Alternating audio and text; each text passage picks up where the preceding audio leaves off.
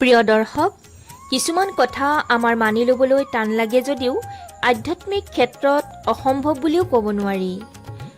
কবিৰ পৰমাত্মাই সন্ত ৰামপাল মহাৰাজক কয় যে, তুমি মোৰ অতি প্ৰিয় আত্মা হয়।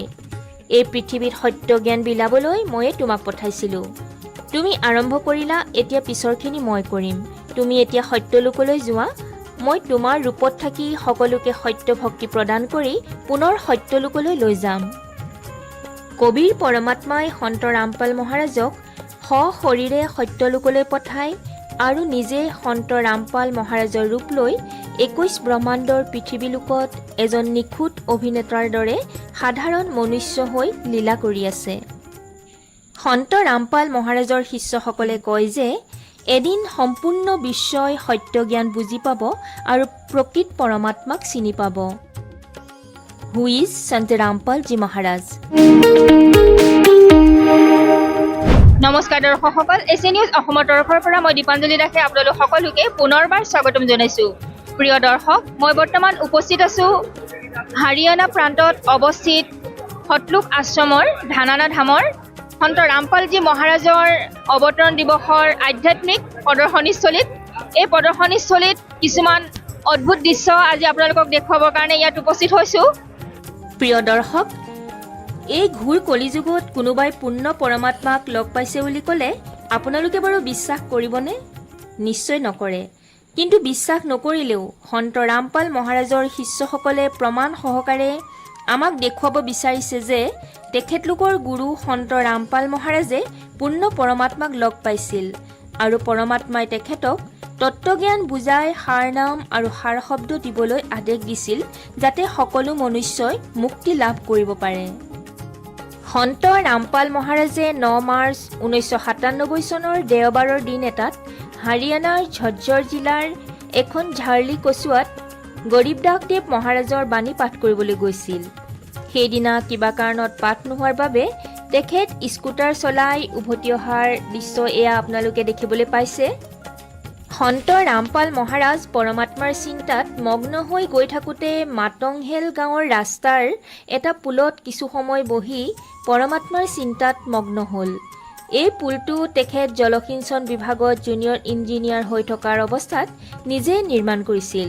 সেয়ে আহোঁতে যাওঁতে প্ৰায়ে এই পুলটোত বহিছিল।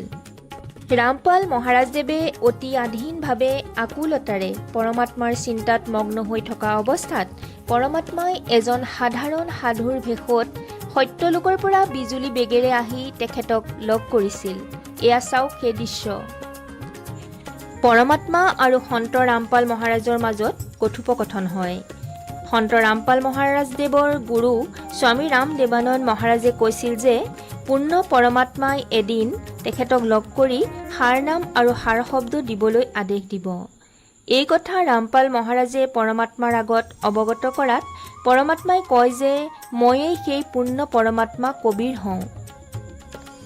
দুয়োৰে মাজত কথা বাৰ্তা হয়। সন্ত ৰামপাল মহাৰাজে প্ৰথম অৱস্থাত পৰমাত্মাক চিনি পোৱা নাছিল, কাৰণ তেখেতৰ ধাৰণা আছিল যে পৰমাত্মাই জিন্দা মহাত্মাৰ ৰূপত ক'লা কোট আৰু ক'লা টুপি পৰিধান কৰি প্ৰিয় আত্মাসমূহক লগ কৰে। পৰমাত্মাই ক'লে যে, মই যিকোনো ৰূপ ধৰি মোৰ প্ৰিয় আত্মাসকলক লগ কৰোঁ। তুমি যদি মোক জিন্দা মহাত্মাৰ ৰূপত চাব বিচাৰিছা, সেয়াই হওক। পৰমাত্মাই যেতিয়া জিন্দা মহাত্মাৰ ৰূপ দেখুৱালে, তেতিয়া সন্ত ৰামপাল মহাৰাজে তেখেতৰ চৰণত দীঘল দি পৰি অষ্টাংগ প্ৰণাম কৰিলে আৰু ক্ষমা বিচাৰিলে যে প্ৰথমে তেখেতে পৰমাত্মাক চিনিব পৰা নাছিল।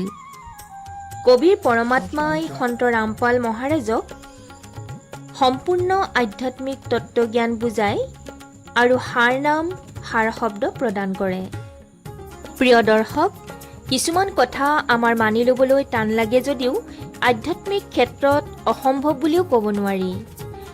কবিৰ পৰমাত্মাই সন্ত ৰামপাল মহাৰাজক কয় যে, তুমি মোৰ অতি প্ৰিয় আত্মা হয়। এই পৃথিৱীত সত্য জ্ঞান বিলাবলৈ ময়ে তোমাক পঠাইছিলোঁ। তুমি আৰম্ভ কৰিলা, এতিয়া পিছৰখিনি মই কৰিম। তুমি এতিয়া সত্যলোকলৈ যোৱা, মই তোমাৰ ৰূপত থাকি সকলোকে সত্য ভক্তি প্ৰদান কৰি পুনৰ সত্যলোকলৈ লৈ যাম। কবিৰ পৰমাত্মাই সন্ত ৰামপাল মহাৰাজক সশৰীৰে সত্যলোকলৈ পঠায় আৰু নিজে সন্ত ৰামপাল মহাৰাজৰ ৰূপ লৈ 21 ব্ৰহ্মাণ্ডৰ পৃথিৱীলোকত এজন নিখুঁত অভিনেতাৰ দৰে সাধাৰণ মনুষ্য হৈ লীলা কৰি আছে। সন্ত ৰামপাল মহাৰাজৰ শিষ্যসকলে কয় যে এদিন সম্পূৰ্ণ বিশ্বই সত্য জ্ঞান বুজি পাব আৰু প্ৰকৃত পৰমাত্মাক চিনি পাব। হু ইজ সন্ত ৰামপাল জি মহাৰাজ?